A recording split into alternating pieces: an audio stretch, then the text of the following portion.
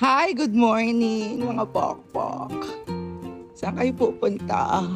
May mga kaibigan din ba kayo na pag inaaya kayo ng kakain lang, magugulat kayo kung saan na kayo makakarating? Yes, sa tinagal-tagal ko po sa Maynila, never pa nga po akong nakapunta sa Baclaran. Ito yung Baclaran Church, every first day of Wednesday sinasabi, napakaswerte kapag ka nagsimba kayo dito. So dinala natin yung mga anak-anakshi natin, mga sisterette here sa Baclaran Church. May konting misa na mangyayari and expect nyo na madaming tao. Syempre, dumaan din kami dun sa pinagmamalaki nilang candling. Kailangan mong magsindi ng kandila for the sake of your loved ones, for their health, for their fortune, and syempre para pagpalain tayo ng poong may kapal. Meron din palang Lady of Manawag here that you can visit, then pwede siyang katukin and ipag-pray nyo yung kagalingan at kalakasan. Sa likod niyan, daan na rin kayo, maraming mga pagkain, pero hindi namin naabutan kasi maaga kami pumunta. So na malengke at nag-shopping na lang po ang beshi ko dahil may upcoming tour kami going to somewhere, but that will be not for now since it will be Jinx. Laruan, kulitan, kabugan, yun lang ang mga ginagawa namin every day. So I hope you like this video. Don't forget to click the thumbs up.